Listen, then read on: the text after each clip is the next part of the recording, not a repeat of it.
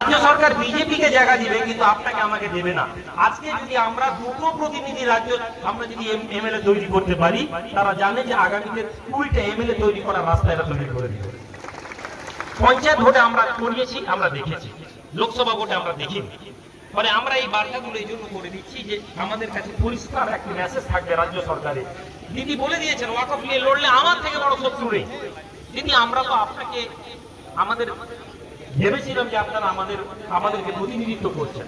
দিদি আমরা মনে করেছিলাম যে আপনি বলবেন ওয়াকফ নিয়ে তোমরা নির্দ্বিধায় প্রতিবাদ করো, কেননা আমরা তোমাদের পাশে আছি, কেননা তোমরা আমাদেরকে ভোট দিয়ে জিতিয়েছো। তোমাদের ভোটের দ্বারাই আমাদের বৃহত্তর সরকারের সংখ্যালঘু ভোটটা পড়েছে। এ কথা দিদি বলবেন আমরা মনে করেছি। ফলে দিদি বলছে যে ওয়াকফ নিয়ে প্রতিবাদ করা যাবে না।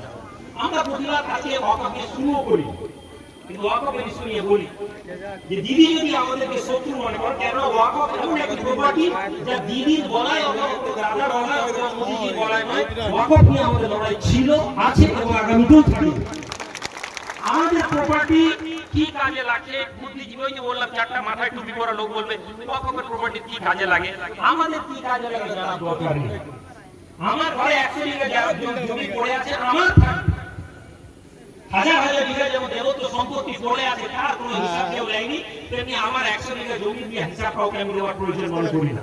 আমি পারিনি, আমার ছেলে পারবে একটা প্রয়োজন আসবে যেখানে ওয়াকফের জায়গায় আমরা হাজার হাজার স্কুল হসপিটাল তৈরি করবো, সেটা আমাদের দায়িত্ব। আমাদেরকে মোদিজি আমাদেরকে ছেড়ে দিন। আর যদি বলেন যে না বিল পাস করেছি হিন্দু মানুষদেরকে ওয়াকফ সম্পত্তিতে মেম্বার বানাতে হবে, তাহলে আপনারা জেনে নিন আমাদেরকেও আপনার দেবত্ব সম্পত্তিতে যেদিন আপনি পাস করবেন প্রত্যেকটা হিন্দু সম্পত্তিতে মুসলমানদেরকে মেম্বার রাখা হবে, সেদিন ওয়াকফ প্রপার্টিতে হিন্দুদেরকে রাখতে অসুবিধা নেই। না হলে আপনি সাম্প্রদায়িকতার এই কালা আইনকে আমরা মানছি না, আমরা কালা আইন মানব না। এবং এর প্রতিবাদে আপনারা জানেন ওয়াকফ যে বিষয় নিয়ে ভারতবর্ষের বিভিন্ন জায়গায় বিভিন্ন অর্গানাইজেশন কাজ করছে। অল ইন্ডিয়া মুসলিম পার্সোনাল ল বোর্ড, যার কয়েকটি মিটিং আমি নিজে ছিলাম, এবং তারাও অপিল করেছেন। আগামী 13 তারিখ একটি মানববন্ধনের প্রোগ্রাম হয়েছে, আপনারা খবর পেয়েছেন।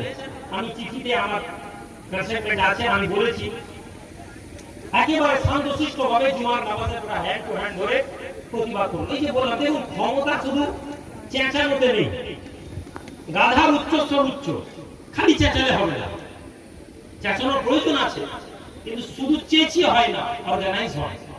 আপনাদের কাছে দীর্ঘায়িত করবো না, এখানেই খাওয়া দাওয়া সব বিরিয়ানি কোনো কোশ্চেন?